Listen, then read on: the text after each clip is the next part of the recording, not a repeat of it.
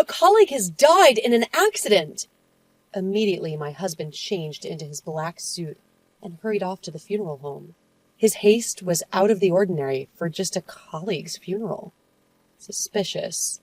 Arriving at the funeral home where my husband was, an incomprehensible sight caught my eye. Unbelievably, my husband was acting as the chief mourner. Upon learning this fact, I was on the verge of raging with anger. He has betrayed me again. I will never forgive him. My name is Lily. I married my husband Keith 4 years ago. We both love to travel and have journeyed to various places, both domestically and internationally, 2 to 3 times a year. But now those trips are on hold because I'm currently 8 months pregnant. I've always wanted a child, so I nearly cried when I found out I was pregnant. While it might seem like smooth sailing from this description, I do have one concern. That is, my husband's infidelity. In fact, Keith cheated once just before we got married. The other woman was someone he met at a company-sponsored drinking party. The reason I found out about the infidelity was because I happened to see a message from her. A message arrived while Keith was in the bathroom, and I inadvertently saw it. The woman's WhatsApp icon showed a cute-looking female. I'm sure she used her own face as the icon. The icon read, Amy. Unfortunately, I discovered his infidelity the day after we sent out our wedding invitations. I was furious and confronted Keith. What's that message about? Are you cheating on me, by any chance? I'm sorry. It was just a lapse in judgment. Keith hastily bowed his head in apology. When I thought about becoming a married man, I felt a little lonely. But I promise I won't do it again. The only one I truly love is you, Lily. Given that our wedding preparations were underway and the invitations had already been sent, I decided to forgive him this one time. If you ever cheat on me again, I will never forgive you. With that emphatic statement, I had been trying to trust Keith since then. He was delighted when he found out about the pregnancy and still whispers words of love to me. I don't want to think that my husband could betray me again, but Keith has been acting a bit strange recently. That's because he started going to drinking parties frequently. Ever since his pre-marriage infidelity, he declared that he would not attend company drinking parties. Perhaps this was his own form of atonement. Instead, he often drank alcohol with me at home. But when I found out I was pregnant, I'd become absent. While I was satisfied with non-alcoholic drinks, it seems my husband was not. About a month ago, Keith suddenly said, I want to go to a company drinking party. I feel awkward about being the only one drinking alcohol, and I want the person I'm with to drink too. Of course, once the baby is born, I'll stop going. Is it okay if I attend drinking parties just during your pregnancy, Lily? 4 years into our marriage, he had truly been devoted to me. Even though Keith was clearly in the wrong for his infidelity, he reflected on his actions, came straight home after work, and helped with household chores. He spent most of his time with me. I hadn't forgotten about his affair, but at that time, my feelings of wanting to trust my husband were stronger. I decided to let Keith attend the drinking party. Then my husband happily said, Thank you. Of course, I won't go to the after party. I'll make sure to tell you by the day before when I attend a drinking party. Oh, that's right. I'll also come home with some desserts. What would you like? Well, the strawberry sponge cake from the bakery in front of the station. I'm pregnant, so I need to watch my weight. But it's fine when you're at a drinking party, right? But Keith only informed me about attending a drinking party the day before and bought me a cake just once. After that, he somehow ended up attending after parties. And there were many days when he came home after the day had changed. My heart felt uneasy with my husband's behavior. Feelings of wanting to trust and feelings of anxiety got all mixed up. Still, I felt reluctant to restrict his drinking party since I couldn't drink alcohol myself. I didn't want to bring up his past affair either. I have no choice but to trust. So I reassured myself and waited for my husband's return with a prayerful heart every time he went to a drinking party. That day was sunny, so I decided to rinse the newborn clothes. Having the tiny onesies on hangers to dry, Just that made me feel wrapped in happiness. I can't wait to meet our baby, as I thought, with my hand on my belly. Keith, who had been sleeping, woke up. Oh, doing laundry? It makes me feel like baby is going to be born soon, right? I got so happy just hanging them up. Let's go shopping for the things we need together next time. Speaking of which, my mother-in-law said she'd buy us a crib. She wants us to let her know when we decide on the one we want. I have had a good relationship with my mother-in-law, who lives in the neighboring town, since before we got married. Our relationship has become even better recently, thanks to my pregnancy. Cooking must be hard, right? She even comes to bring me some dishes. The opportunities to talk on the phone with my mother-in-law have increased. Don't worry, I'll come help out frequently after you give birth back home. Lily, you just need to think about the baby. Leave the rest to me. Her genuine excitement for the birth of her first grandchild makes my mother-in-law's presence very comforting. My husband often says this to me. My mom is really sweet to Lily, huh? I wish she'd be kind to me, too. Not to me, but to our baby. Well, she's really good to me, too. Conversations like this make me think that my anxiety about my husband might be overthinking. I'm about to become a mother, so I shouldn't be anxious about small things. Just when I thought that, Keith's smartphone rang. He seemed to not recognize the number displayed on the screen and had a puzzled expression on his face. Keith, feeling that the incessant call was not just a nuisance call, quietly picked up the phone. Hello? My husband answered the phone with a probing voice. The color drained from his face in an instant. He stood still for a while without saying anything, but then he pulled himself together and left the room. Feeling something was amiss, he turned ashen and began rummaging through the closet. What's wrong? Lily? Where's my black suit? I need it urgently. A black suit? What happened? Don't tell me. Something happened to your parents? No. My family is fine. It's a colleague. She died in an accident. A colleague? Although relieved that his in-laws were safe, there was something odd about my husband's behavior. For just a colleague's accident, he was in a tremendous hurry. Changing into the morning suit I had handed him, he left the house, his bed hair still uncombed. Suspicious. Thinking this, I opened the GPS app.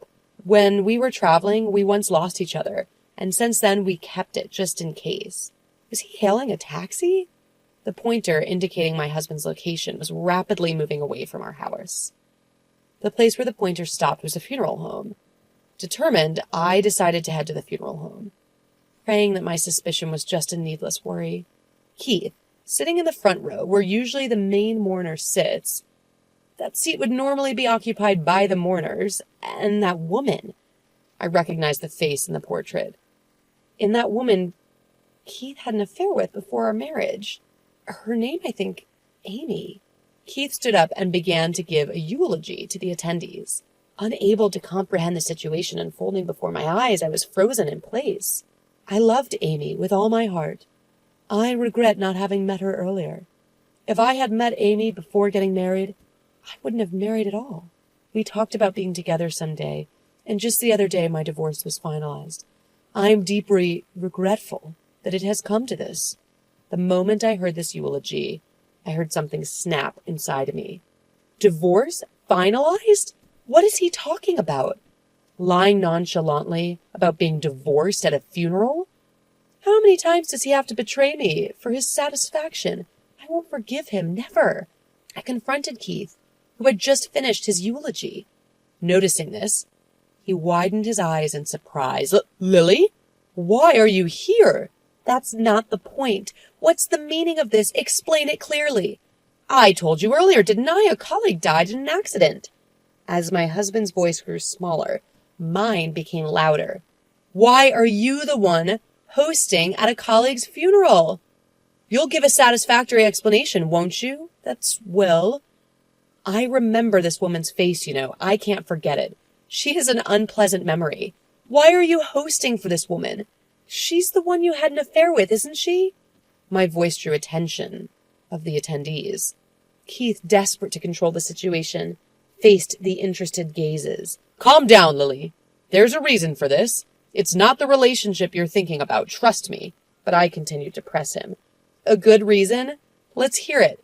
If you want me to trust you, give me a satisfactory explanation. And what's this about being, quote, divorced? I'm still your wife, aren't I? I'll explain later. Please, be quiet.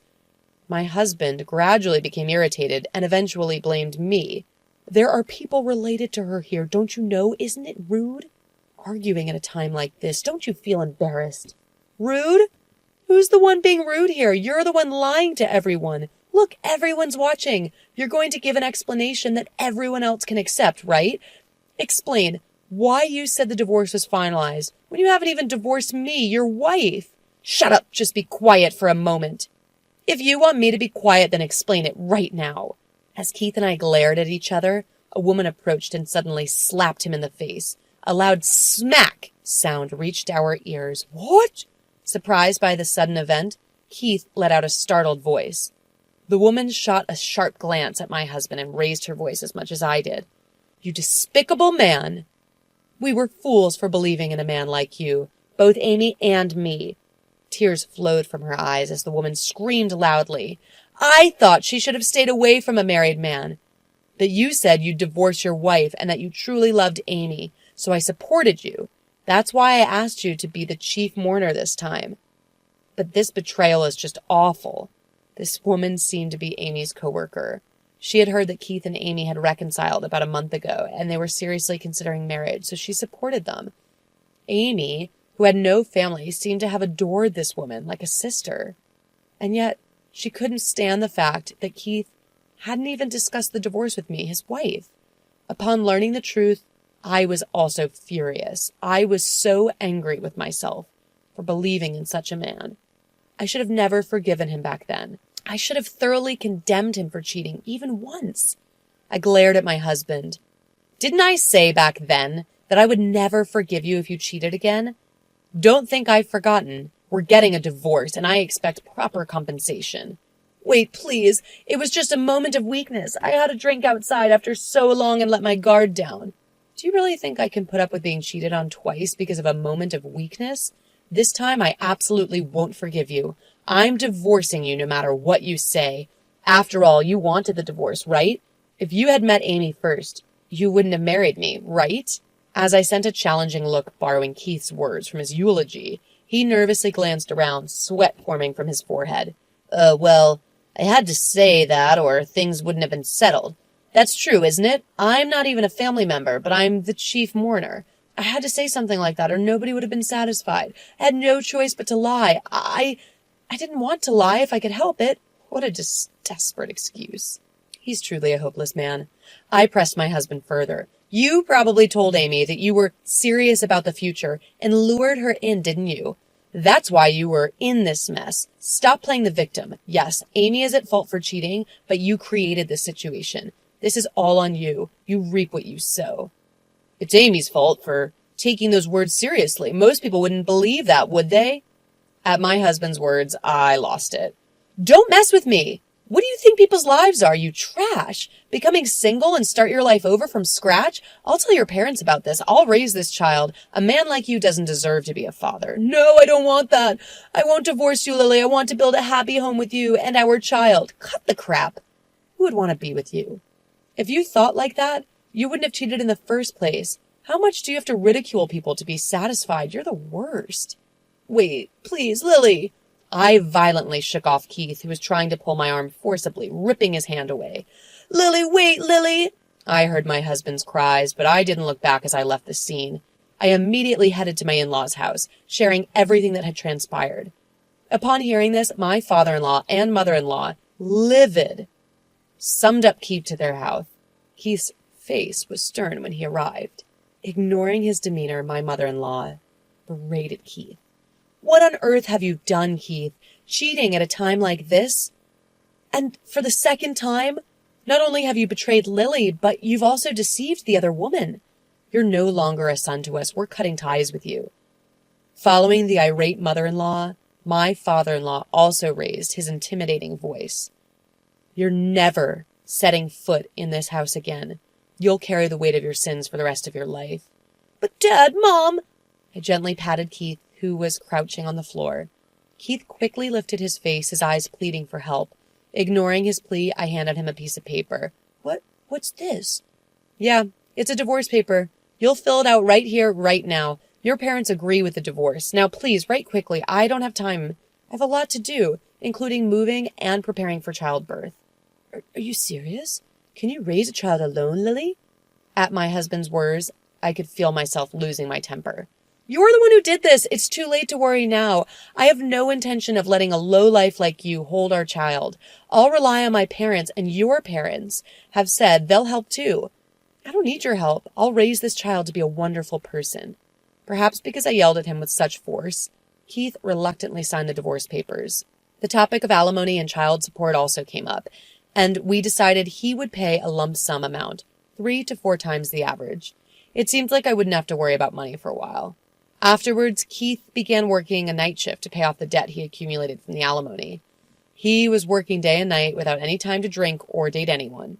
On the other hand, I gave birth to a healthy baby girl a few months later. I'm currently living at my parents' house, doing the best to raise my child with their help. Even though we're divorced, I still keep in touch with Keith's parents, and they came over to my parents' house to see their granddaughter the other day. They brought many gifts and looked lovingly at their granddaughter. I dream of going on a trip someday with my parents, my daughter, and my in-laws. Right now, I am fully committed to raising my child, looking forward to that day.